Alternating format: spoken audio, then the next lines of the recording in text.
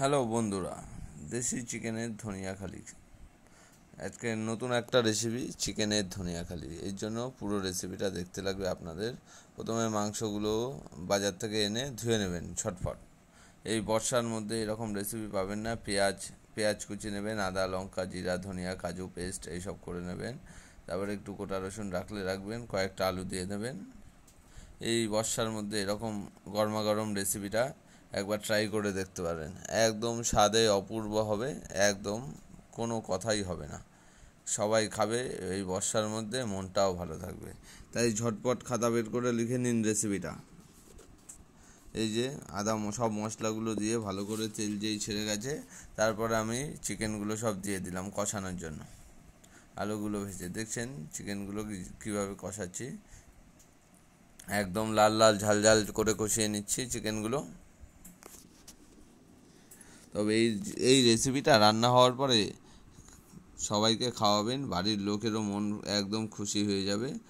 এই যে এখন কষিয়ে নিচ্ছি। আর আমার চ্যানেলটা সাবস্ক্রাইব করতে ভুলবেন না কিন্তু আপনারা। তারপরে এই যে টমেটোগুলো কেটে দিয়ে দিলাম। টমেটোটা দেওয়ার কারণ হচ্ছে কালারটা ভালো আসবে, তাই। এবার আবার কষাতে থাকি। আর ভালো কথা, একটু ভালো করে কষাবেন কিন্তু, না হলে খেতে ভালো লাগবে না। আর কারোর সাথে যদি রাগারাগি থাকে, এই রেসিপিটা খাওয়াবেন, দেখবেন সব রাগ দূর হয়ে গেছে। তার সাথে আপনার একদম 100% গ্যারান্টির মতন কাজ করবে। কারণ মন খারাপ থাকলে খাওয়াবেন, মন ভালো হয়ে গেছে। এই রেসিপিটাই এরকম, একদম ওষুধ লাগবে না, কোনো ডাক্তারের কাছে যেতে লাগবে না। এই রেসিপিটা করে খাওয়াবেন, দেখবেন সব ঠিক হয়ে গেছে। শাশুড়ি আর বউয়ের মধ্যে ঝামেলা হয়েছে, কোনো টেনশন করবে না। এই রেসিপিটা করে শাশুড়িকে খাইয়ে দেখুন। বললাম তো, 2 পিস খাবে, ব্যাস শাশুড়ির মন ঘুরে যাবে এমনি। একটু সস দিয়ে দিলাম টমেটোর। একদম ফাটাফাটি লেভেলে রান্না হবে। এই সেটা ভালো করে কষিয়ে নেবেন জিনিসটা।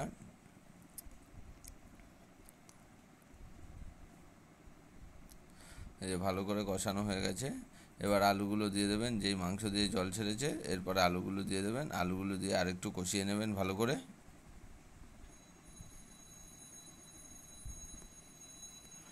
আলু দিয়ে আরেকটু কষিয়ে নেবেন। আচ্ছা, কার কার চিকেন প্রিয় বলুন তো? সত্যি কথা বলতে আমার একটুকু প্রিয় না, আমার মটন প্রিয়। তাও এখন সবার আবদারে করতে হয়, তাই করি। এই যে অলমোস্ট হয়ে গেছে, প্রায় কষানো হয়ে গেছে, দেখতেই পাচ্ছেন। ভিডিওটা ভালো লাগলে লাইক কমেন্ট শেয়ার করে দেবেন, চ্যানেলটা সাবস্ক্রাইব করে দেবেন। বেশি কিছু বলবো না। এরপরে একটু উষ্ণ জল করে রাখবেন আগে থেকে, পরিমাণ মতো জলটা ঢেলে দেবেন মাংসের মধ্যে, যতটুকু লাগবে। আপনারা যদি ঝোল বেশি খান, ঝোল বেশি দেবেন। আমরা ঝোল কম খাবো, তাই হালকা ঝোল দিয়েছি। অ্যাকচুয়াল আমরা কষা কষাটা করব, রাতের রুটি দিয়ে খাবো, এই জন্যই কষা করবো। একদম সুপার স্টাইলে কষা। ভিডিওটা ভালো লাগলে লাইক কমেন্ট শেয়ার করে দিও, চ্যানেলটা সাবস্ক্রাইব করে দিও। এই যে জল দিয়ে দিলাম, পরিমাণ মতো জল দিয়ে এবার ঢাকা দিয়ে রাখবো 10-15 মিনিট।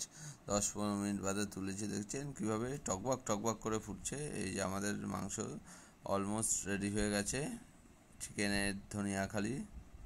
কালার দেখছো, কালার দেখেই প্রেমে পড়ে যাবে, আমি বুঝতে পারছি। এই যে নামানোর আগে ফিনিশিং টাচ দিয়ে দিলাম, এটা হচ্ছে ফিনিশিং টাচ। গরম মশলা দিয়ে, এই গরম মশলা দিয়ে দেওয়া হয়ে গেল, দিয়ে নামাবো। এবার নামানোর পরে টেস্টের পাট নামাবো। রিভিউ না দিলে তো হবে না, কেমন হয়েছে না হয়েছে। এই যে গরম মশলা দিয়ে এসে করে নিলাম, দেখছেন একদম কষা হয়েছে। এইটুখানি ঝোল, বেলা হলে এইটুখানি ঝোলও থাকবে না। এইবার হালকা একটু ভাত নিয়ে নিলাম, ভাতের সাথে একটু 1 পিস মাংস আর নিয়ে রিভিউটা দিয়েই দিই। একদম দেখেছো মাংসের একদম তুল করছে। ভিডিওটা ভালো লাগলে লাইক কমেন্ট শেয়ার করে দিও, আর চ্যানেলটা সাবস্ক্রাইব করে দিও। দারুণ। টাটা বন্ধুরা, আরও একটা ভিডিওতে দেখা হচ্ছে, আসছি, ভালো থেকো।